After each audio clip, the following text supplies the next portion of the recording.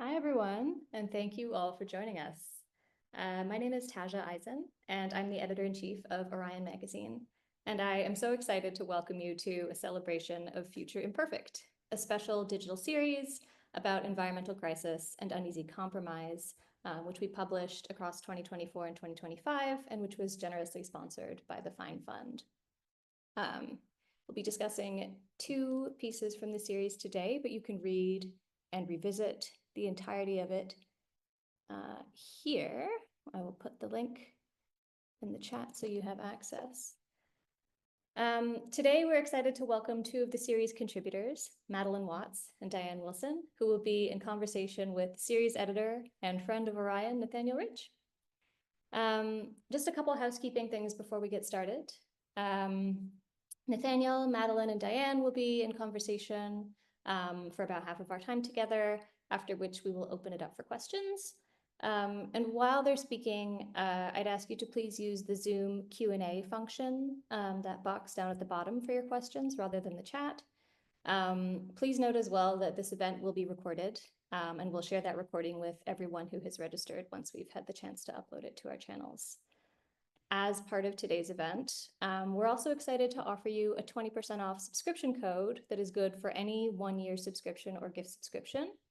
And that code, which I will also put in the chat, is, fittingly, FUTURE.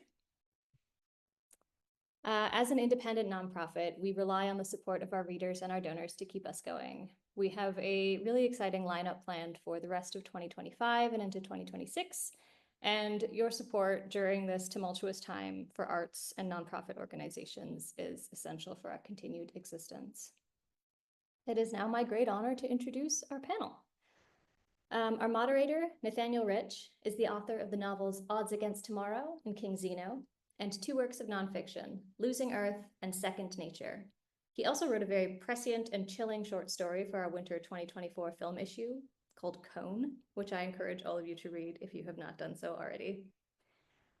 Madeleine Watts is the author of the novels Elegy Southwest and The Inland Sea, which was shortlisted for the Miles Franklin Literary Award and the Glenda Adams Award for New Writing. Her nonfiction has appeared in Harper's, The Guardian, and The Believer, among others. She was born and raised in Sydney, Australia. After more than a decade in New York, she currently lives in Berlin. And Diane Wilson is the author of the novel The Seed Keeper and the memoir Spirit Car, Journey to a Dakota Past. She has served as the executive director for Dream of Wild Health and the Native American Food Sovereignty Alliance, working to help rebuild sovereign food systems for Native people. She is a Mdewakanton descendant, enrolled on the Rosebud Reservation, and lives in Shafer, Minnesota. I will now hand it over to Nathaniel, our moderator for today. Thank you. Great. Thank you, Tasha. Thank you all for coming out to this Zoom conversation. I wanted also to thank Sumanth Prabhakar, the former editor of Orion, who invited me to curate this series, to Taja, who shepherded it beautifully into fruition, and added much creatively and editorially, and of course to Carolyn Fine and the Fine Fund, who sponsored the whole thing. It was a real honor to be involved and to contribute in this way to Orion, which is a publication and an institution I am really grateful for and thrilled to participate with. The assignment here for these writers was, I think, pretty challenging, and ambitious. I wanted, this seemed like a great opportunity to challenge great writers who I really admired, who had written beautifully about environmental themes, to take on the kind of story that I feel like is too often left out or ignored or sort of pushed to the side in environmental writing, what we think of as kind of conventional environmental writing, which is to say stories about problems that lack clear solutions, or problems that may have multiple solutions, none of which are really adequate or sufficient. And I feel like increasingly we're at a place now in society in this time where many of the problems we face there are not easy ways out. There might have been easy ways out sometime long ago, before we missed opportunities, but now we're in a sort of more complex, difficult period in which we have to make do and navigate through a number of unideal circumstances with moral complexity and political complexity and all the rest. And so, it's not an easy thing to figure out. Well, how does one write about this? Because these are stories that are by definition difficult to tell. And so it was a thrill to work with Diane and Madeleine. And I thought we might begin with Diane, if you can explain how you had sort of a kernel of an idea, I think, when we first spoke, about a story that you've been working through and thinking about for some time. And I wondered if you could explain to the viewers sort of what that idea was and how you progressed into writing it. hmm Thank you, Nathaniel. I want to just thank you for the opportunity that you gave me to work on a story that I'd actually been thinking about for a while. And it was this concept of natural succession.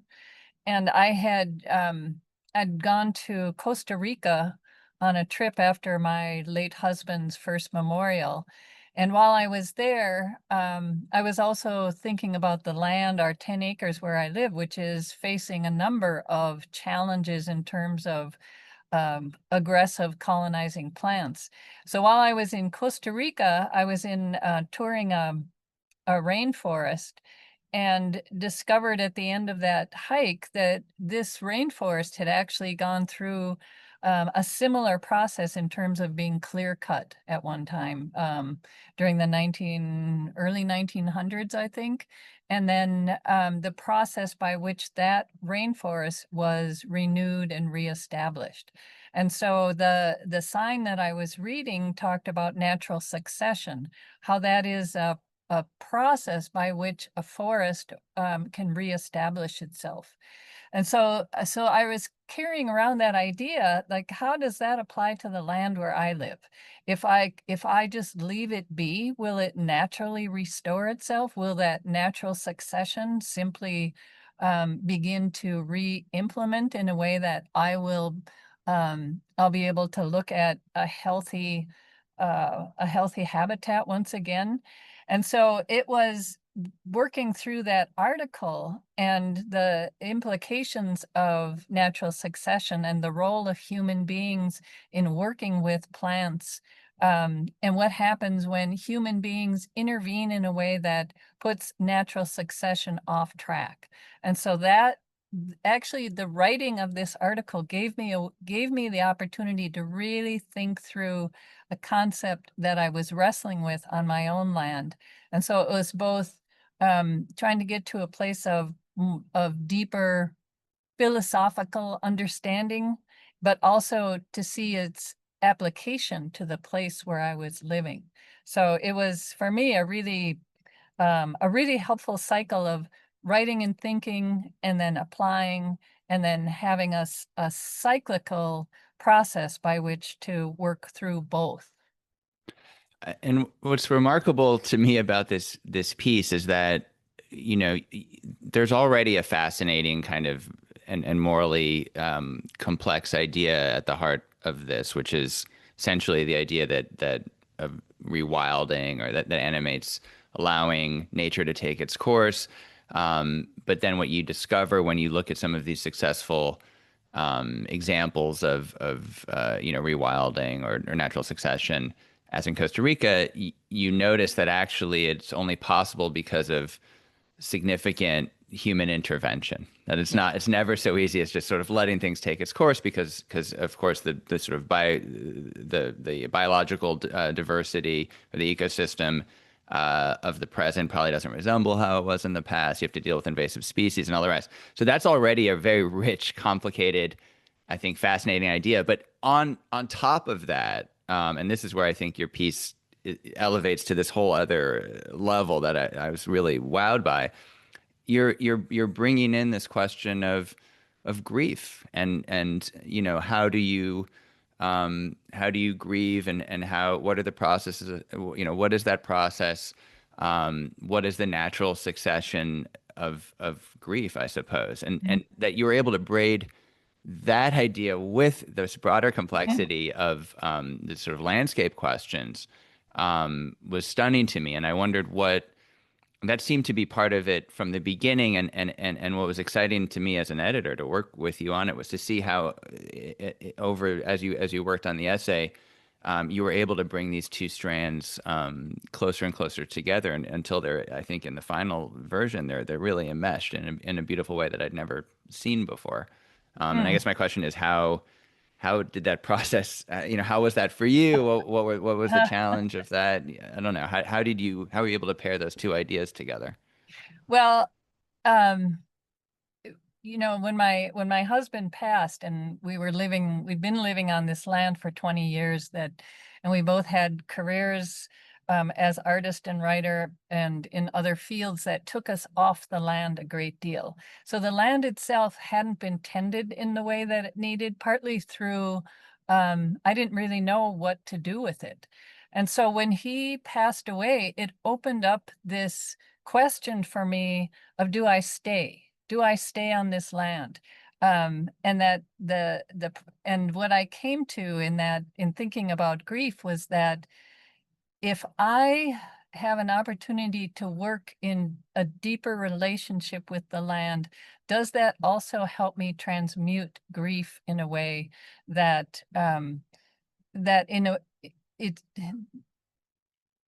there's so many aspects to grief: the absence, the loneliness, there's an identity question that arises when you're no longer part of your partnership of 3 decades. And so that opportunity to work on the land and see what happens when you're in a deeper relationship with your more than human relatives, with the plants and the animals with whom I hadn't had that opportunity to really be in a close relationship. And so it also had aspects of identity questions, because being knowing that this land that we live on was originally Dakota homeland, and that to be there as a Dakota person, but without the skills and knowledge and understanding that my Dakota ancestors would have had, is a deeper layer of grief that I also wanted to bring into that understanding. So it was a moment of trying to really embrace another aspect of what has been cultural recovery throughout my writing and my career working in food sovereignty. Yeah, and for anyone who hasn't read the essay yet, I urge you to read it now or following this conversation, because to hear you speak about it, you might think, wow, this is a great subject for a book. I mean, the complexity of it and the depth of it. I mean, the relationship, and yet it's this exquisitely, just as a piece of writing, that you're able to open up all of these doors and ask all these questions in an essay that's only, I don't know, 3,000 words or 25, is quite, on just a craft level, I think is really astonishing. Mm. And Madeleine, I want to bring you in now, because your story is sort of equally astonishing in other ways. Maybe you can begin by explaining. I mean, those of you, anyone who's read her wonderful, her last novel, Elegy Southwest, land art, these major land art projects, particularly in the Southwest, figure prominently into the novel. So clearly, this is something that you have long been interested in. But can you explain your path to writing about Spiral Jetty and Smithson, and how that relates to the sort of the same questions that you're examining in your fiction? Yeah, and this was again a really incredible opportunity to write about this particular thing, and to find a way to tell a story about something that I had, when I started, I think no idea really how to get a story out of it. So I had been writing this novel, or I had written this novel, Elegy Southwest, which is basically about a road trip through Arizona, Utah, Nevada, and Southern California. set in 2018, and it was based on a trip that I had done. I never lived in that part of the US. I always lived in New York, but I had just been obsessed with this particular part of America, and particularly the way water works, or it doesn't work, as the case may be. And there were lots of sort of things that I would encounter in that landscape that felt very unique. Among them was the fact that like most of the most famous land art pieces in the world exist in that environment as well. And they're often in desert spaces. So you have like Michael Heiser's Double Negative, you have Nancy Holt's Sun Tunnels, and the most famous is Spiral Jetty, which is in the Great Salt Lake.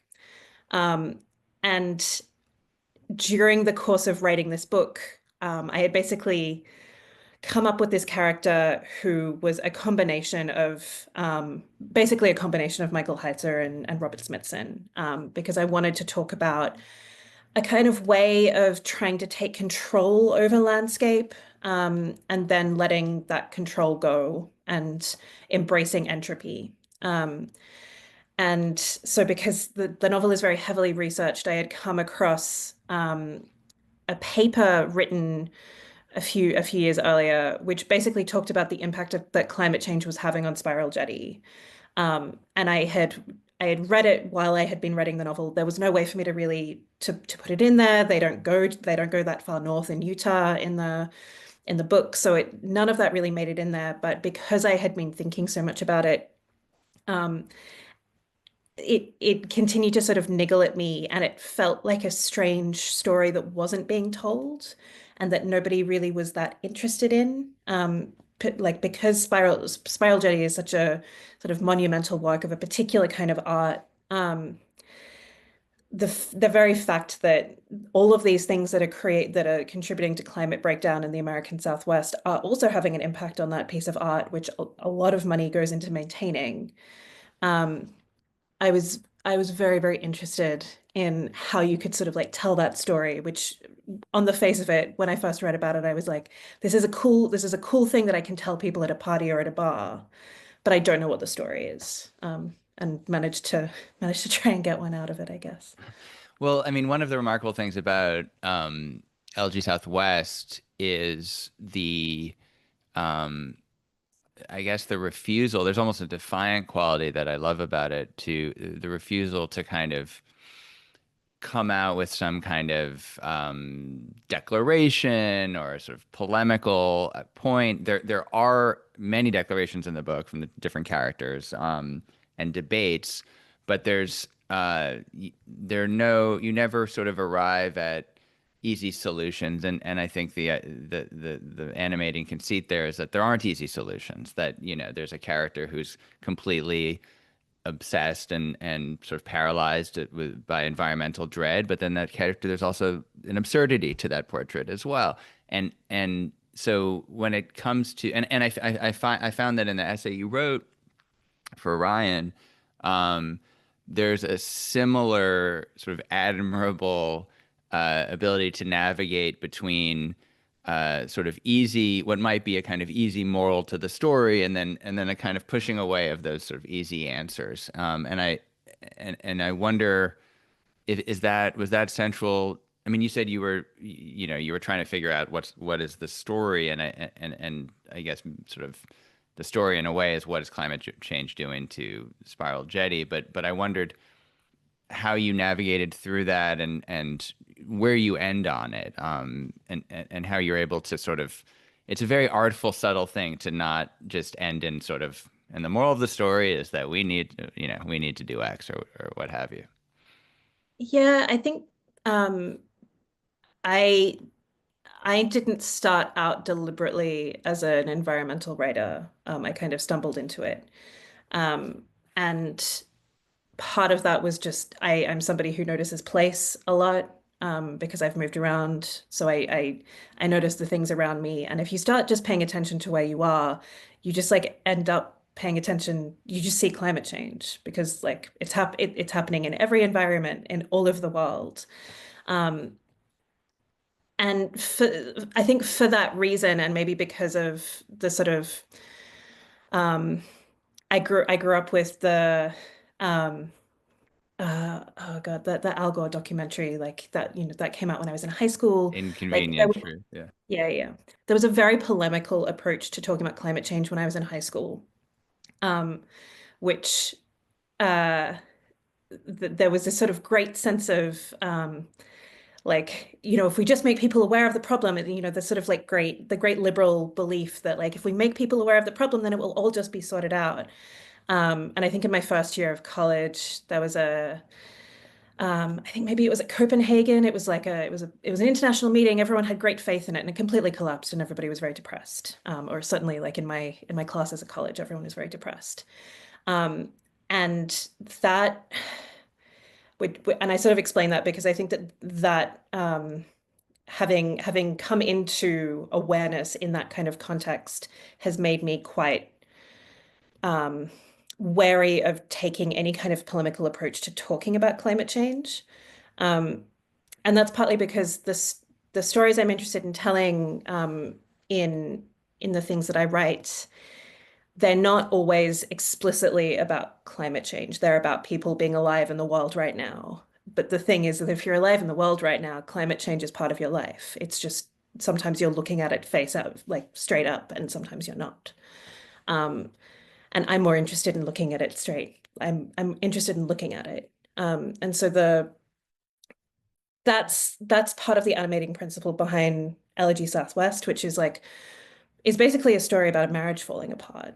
But it's happening in a landscape where climate change is just like really having an effect in the American Southwest. So if you go to Arizona and if you go to Utah, if you go to Nevada, you just see it.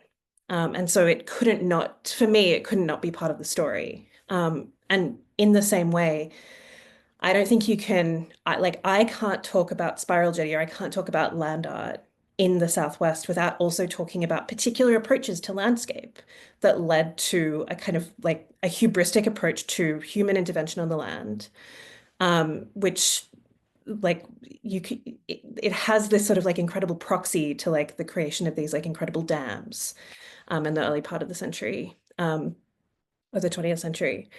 And it seems to me just like nuts that you wouldn't talk about climate change at the same time because it's also happening. Like Spiral Jetty was built by Robert Smithson in this particular way to interact with the water in the lake and this particular part of the lake where the water is pink because of the sort of microbiology of the lake. And the water has not regularly met Spiral Jetty since 2001. And for the most part, you have to walk a mile from Spiral Jetty out over Salt Playa to get to the water now.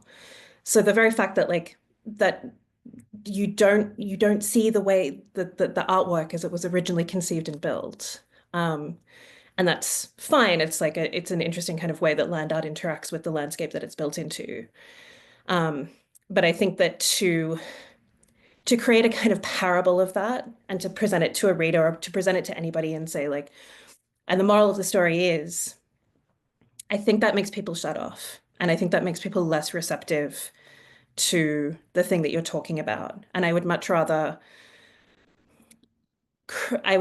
talk about these sorts of things as the kind of like within the context and within a network of things that we're all experiencing, because climate change, it impacts all of these other things. It's interwoven. Part of why it's so difficult to talk about is because it's like in many ways incredibly boring and incredibly slow.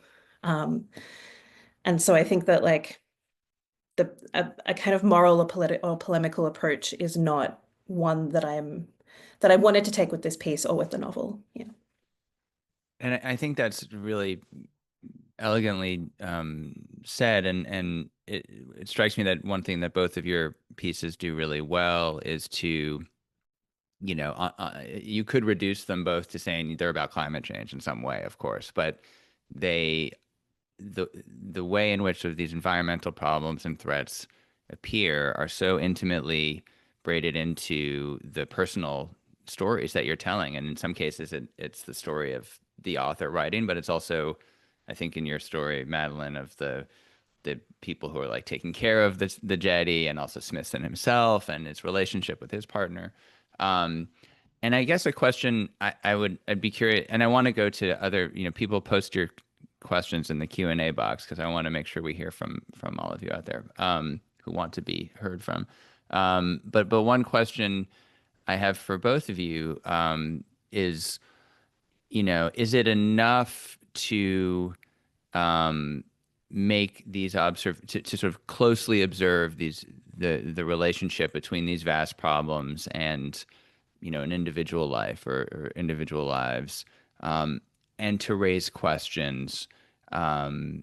Is that enough value? Is that sufficient for a work of writing? Because I feel like this is something that comes up often in conversations with my students that I teach at Tulane, environmental studies. There's a kind of knee-jerk, I don't know, reluctance or frustration with any story that doesn't offer some kind of clear like action point or advocacy point.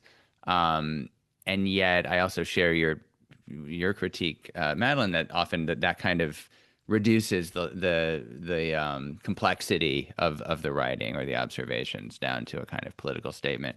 And so maybe Diane, if you would mind starting, like what is there something, do we need to come to the defense of environmental writing that does not leave someone with a clear, I don't know, advocacy argument? Is it necessary to articulate why stories like these might be valuable? Great question. And I think a lot about the conversations I have when I'm traveling around, doing book work around the Seed Keeper. So talking to audiences who are very interested in this whole idea of a different kind of agriculture, for example, or a different kind of relationship with seeds and foods and plants that we rely on. So what I hear a lot is a kind of paralysis mingled with despair, and that people are looking about for what to do.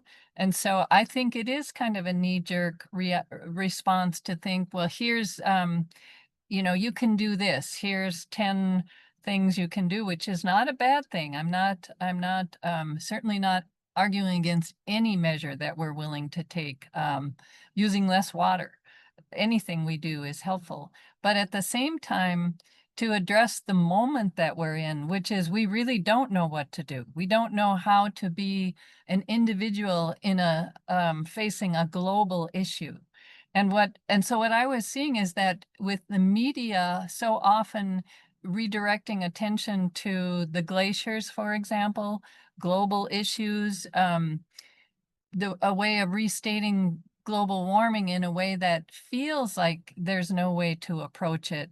What I wanted to look at, I wanted to flip that viewpoint and look at through the other end of the telescope and say, okay, on 10 acres, the place where I live, what are the issues and what could I do to amend them, to achieve better health on this piece of land? And so really come to the kind of relationship as an individual that I think we have moved away from as a culture, as a society, that we have this big disconnect with the earth around us. And part of it is through our literature that, I was really struck by what Madeleine was saying about the fact that it's so often a marketing niche to be a nature writer these days, which is somebody who is paying attention to the world around them, especially place. And why isn't that a constant through our literature?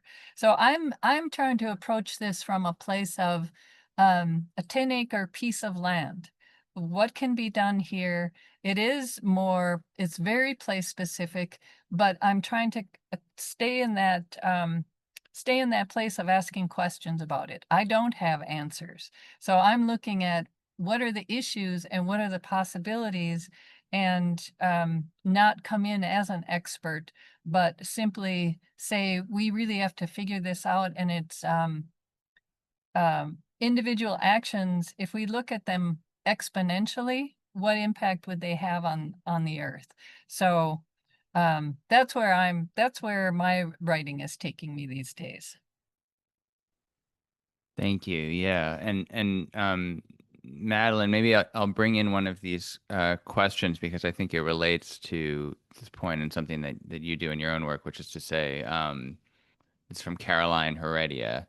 I would like to ask both Diane and Madeleine regarding ecological succession and also land art.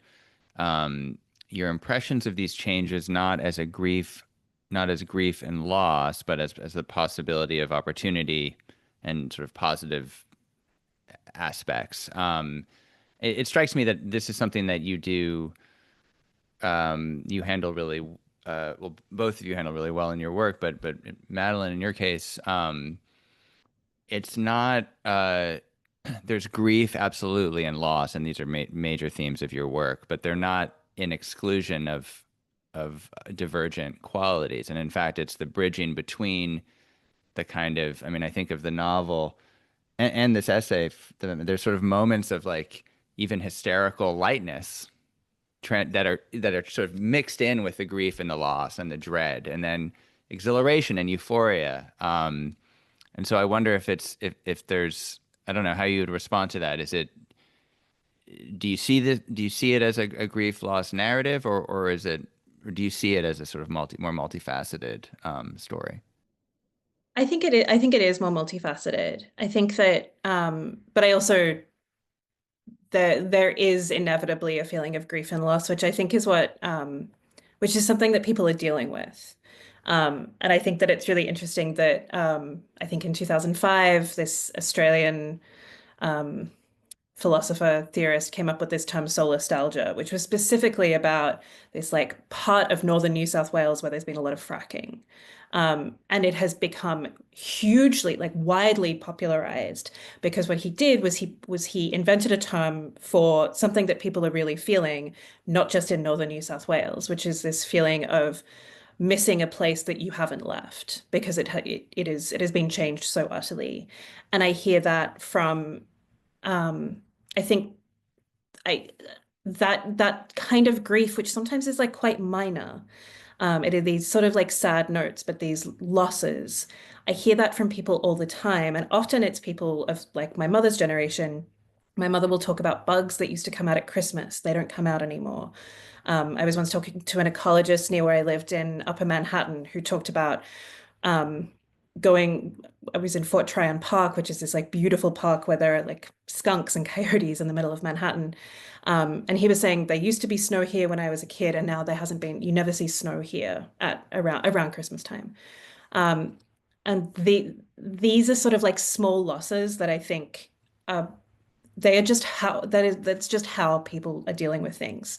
So I think to ignore the grief or to try to turn the grief into a positive emotion is just like not very useful in the way that often is not useful for any kind of grief. Like people have to feel the thing that they're feeling, and often that is a negative emotion. I think the thing with grief is that it isn't like it's not undirected. You can direct it into something else. So a type of grief, which I think you see a lot in contemporary politics, which is manifesting in a kind of rage and a desire to return to an imagined state of when the world was a particular way, often talked about as the 1950s. That is a return to a kind of like purity or like to get rid of these things and to return to a kind of like state of grace. But you can't do that because like time has passed, people have memories. And what we're going, like any kind of like environmental change, any kind of like, if we can improve things, it's never going to be this pure environment. This is like something that comes up a lot in invasive species ecology. Like you're never going to be able to take all of the eucalyptus trees out of the Southwest. Like they've been growing there for like hundreds and hundreds of years. They don't belong there, but like they are part of the environment. And I think that learning to live around things, learning to sort of direct that feeling of loss, to acknowledge the loss that's happened, but like to sort of think about the ways that we can grow into the sort of mishmash of what we've got now. I do think that is, I find that to be something hopeful and sort of like future oriented about thinking in that way. Um, but yeah, I think also, um, I also just want, like in the writing that I do, because mostly I'm a fiction writer, so like I think what I'm interested in is creating space for people to feel things, instead of trying to sort of always turn a negative emotion into a positive emotion, which I think is just like not good for anyone's health, mental or like environmental or otherwise, at the end of the day. Right. Yeah. Well, I think, and on this question of grief, Diane, I just want to turn back to you, and I wonder that it's become almost a cliche, or a term of art, this idea of like climate grief or environmental Mhm. grief, and you've written about grief and personal grief, and I wondered, Mhm. do you feel like that's the right word? Do you feel like there's the language of grief it can be kind of co-opted in this way or repurposed to this way of talking about a collective experience of environmental decline or threat? I just wondered if that adds up to you. And in some ways, it's the subject of your piece, but um, I don't know. I wonder if that's the terminology that makes sense to you when you think about environmental questions. Mhm. Uh, I think loss at this point is what we're dealing with, and that in some ways we really haven't begun to grieve for what is happening every day around us, that we're observing the changes, and there's an uneasiness, there's anxiety. I see a lot of anxiety from people about what's happening. I can't control it. What does this mean for the future? Um, and this sense is like a vague sense of we're heading towards, we're hurtling towards a future that we really can't define. And so I think for me, what I see more than grief yet is that that anxiety. And I did hear, when I was traveling recently, and I had an opportunity to learn about the life cairns that they're building in Ireland. Well, started in the UK, and there's one in Galapagos and one in Sweden, I think, and just starting to acknowledge the extinction, and the loss is so vast that I think it's really difficult to put grief to something that is conceptual in many ways. If these are species that you may not have ever encountered in your life, but you're just aware of, we are losing, we are in an environment of loss constantly. And so that's where I feel like, I mean, we talk when, in the food sovereignty world, there's a lot of talk about the concept of reciprocity and how that's our relationship with the earth, in which we accept gifts, our food, our shelter, our water, everything comes from the earth.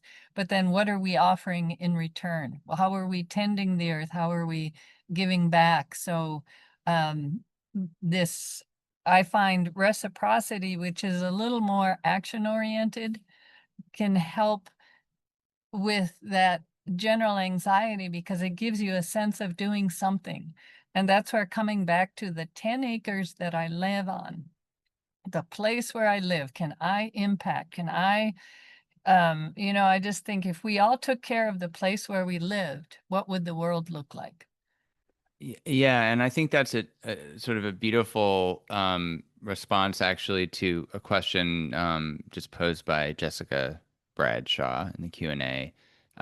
She writes, I think that grief is similar to what I and maybe others feel about the loss of our democracy right now, extending it to the social aspect.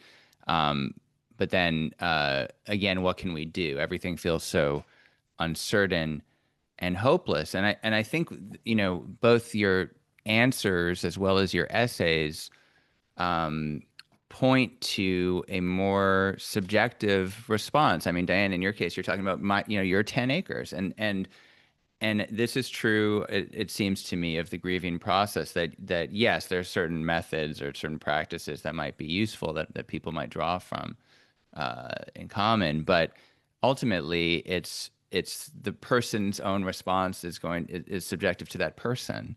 And so I wonder, so often when we talk about environmental issues, the framework tends to be, or the expectation tends to be like, well, collectively we as a society need to do X. And what if the answer is actually, well, in my life, I need to do Y, and it seems that these, which is not to, again, not as you suggested before, not to discount the sort of collective responses and the political responses and all of that. But I wonder if this kind of literature creates a space for a more subjective personal response to these broader questions of grief and loss, and how do we handle it, and the answer for each of us might be very different depending on the circumstances of one's life. I don't know if Madeleine, do you want to Yeah. correct No, me? no, I Dispute. Yeah, agree. yeah. I agree. And it's something that I think about a lot in some of the teaching I do as well. This piece is slightly different, the spiral jetty piece, but I think often I'm sort of being asked questions about like fiction, specifically fiction writing and climate change, and um, I just don't think any art has to be polemical. I don't think any kind of art has to have a purpose. And I think that if you're measuring, it's not a perfect analogy, but I think the sort of closest we can come to is like the art that people make about war.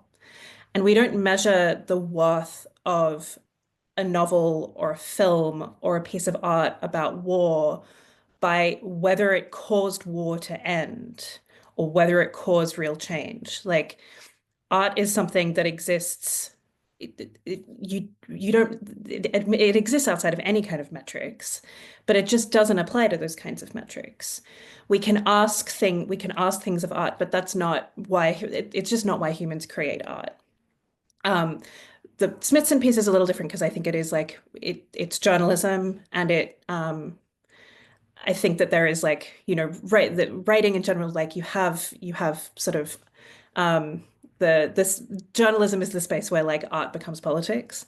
And so I do think obviously in journalism there is a place for for asking political questions and for wanting those sort of things to be effective.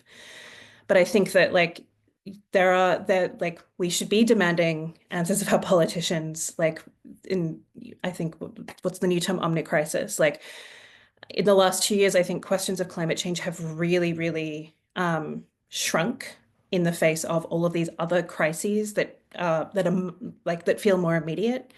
And I think that all of it needs to be dealt with, and I feel overwhelmed by it. I don't feel like I have the answers to it, but that is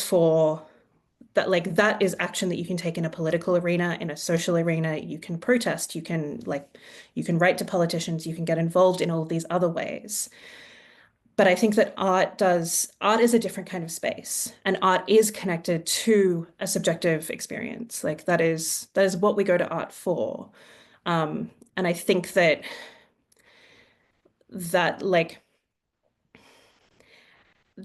what I'm interested in sort of providing, and I think that there is real value in just creating like mental spaces for people to have those subjective experiences, to have thoughts and feelings that hopefully are not like, they don't end in despair. What I hope for with my own work is that it is not it doesn't duplicate despair, that it is like that there is hope in it, that it's also consoling, because I think that consolation is something that is also like a really important emotion. But I do think that there is a tendency to sort of ask things of art that it's not art's job. Can I hop on that one too? Please do, yeah. Well, I was thinking about, we have in an unrelated issue, language revitalization is a big topic in Native communities. And I was taking a language class, and from an elder who said, it's not the language that needs to be revitalized, it's all of us. And so he took that process out of, because we tend to take this big conceptual umbrella around language revitalization, like the language itself needs to do the work, where it's each of us in our relationship to the language needs to change in a way that embraces it. And I think that that's possibly what literature can do in our stories and our fiction and our essays. We can begin to open up these individual questions without necessarily becoming political or didactic, but open up the question around, what is it that we need to revitalize in ourselves? How did we get to this place of climate change? How are we different in ways that earlier generations had a different relationship? It's just, I love literature for its potential to open up questions and explore, and so that each of us can see ourselves perhaps a little more clearly.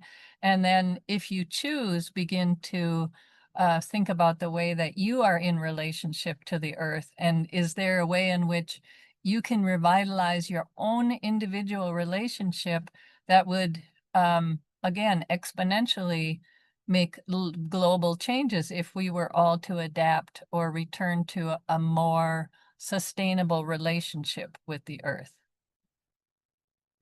There's a beautiful metaphor here I wanted to read to you, and curious to know your responses, from Kathleen Webb, who writes, in astronomy, there's a technique for viewing faint objects called averted vision.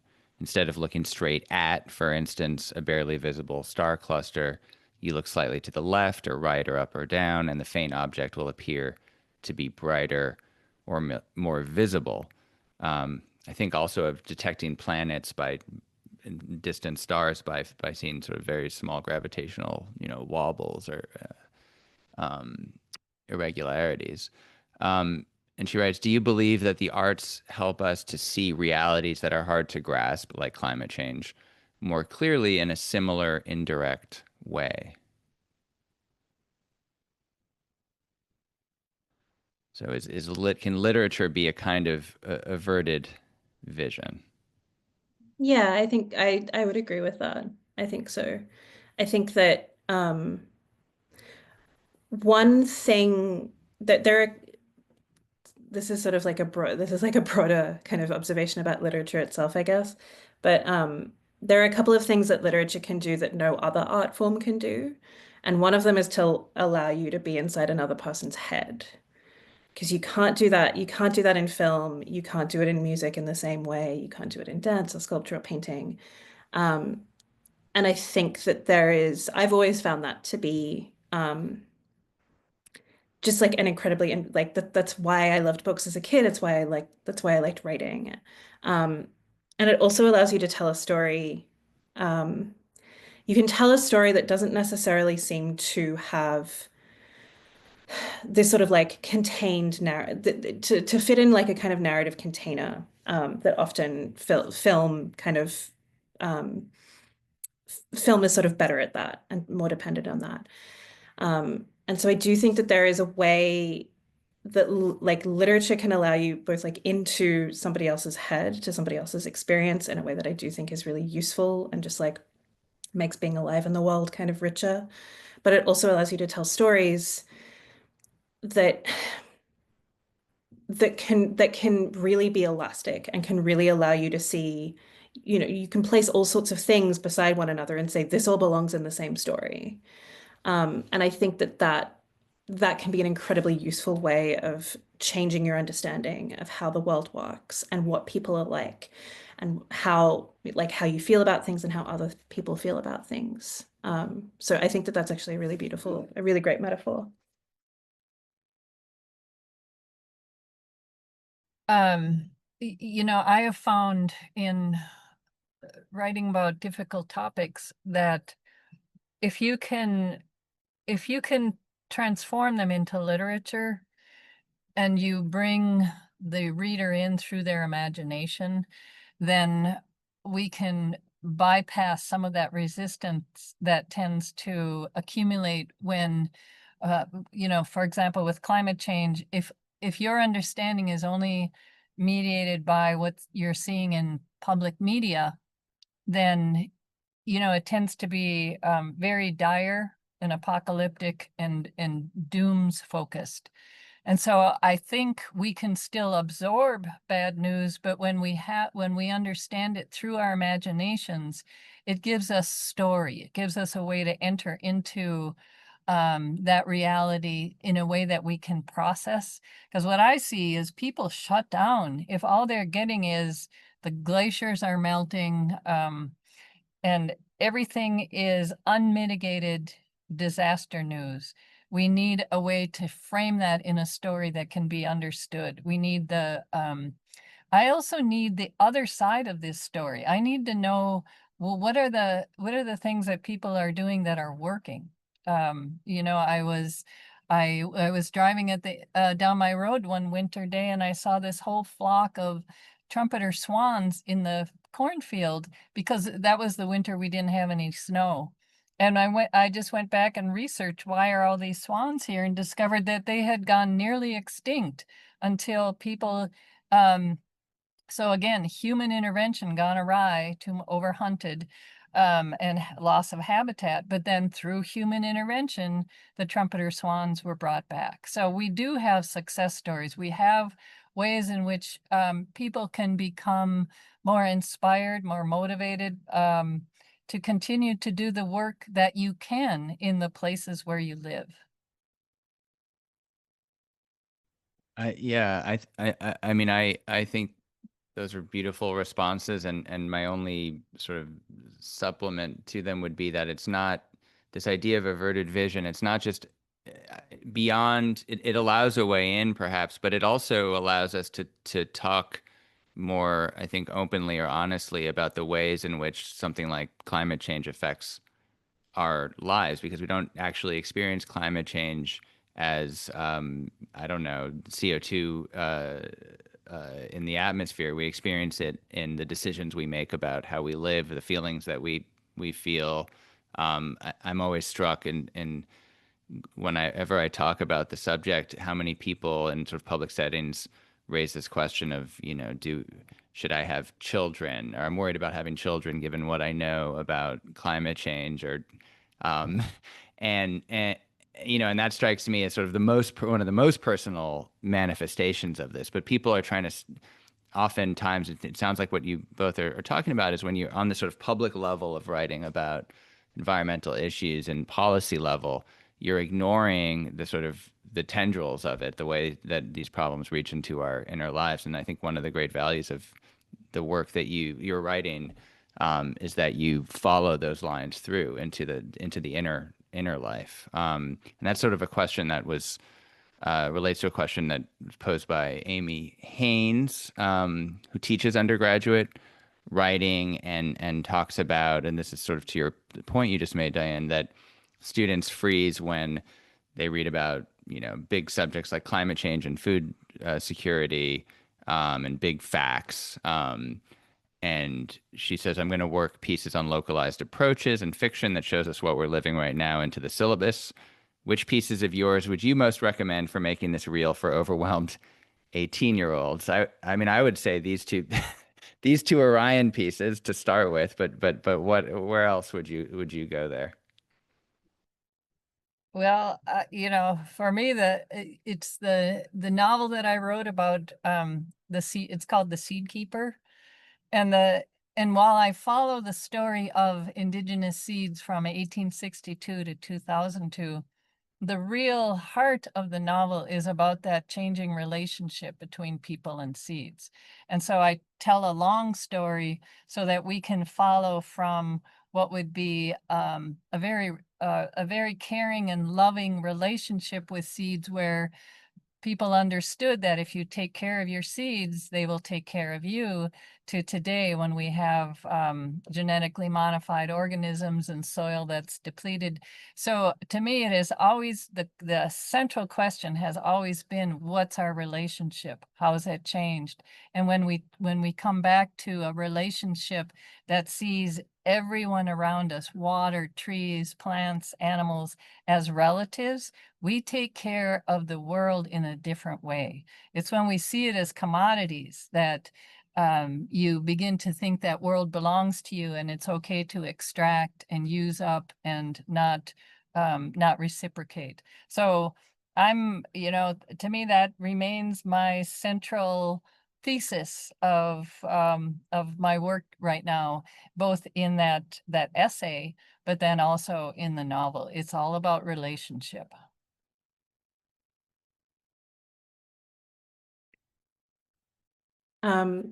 Yeah, I would sort of say as well, like I think like in terms of teaching undergraduates, like of my own work, it would be like both novels, but I also just sort of want to because I also teach undergraduates a lot of these sorts of things as well. I think that there are so many interesting books that you can teach in a like environmental or climate change writing context, which are not presented and are not like put on lists of climate change or environmental writing stuff because they are coming at things differently. There is a really amazing Spanish novel that came out a few years ago by a writer called Irene Sola, which is about a specific place in the mountains in Catalonia where sometimes it is narrated by people and sometimes it is narrated by lightning and mushrooms and the deer that live in the landscape. And I find that to be an incredible book that is like that has an environmental consciousness. And I would also mention Daisy Hildyard, who's a British writer who wrote an incredible nonfiction book called The Second Body, which I teach and I find like an incredibly useful concept.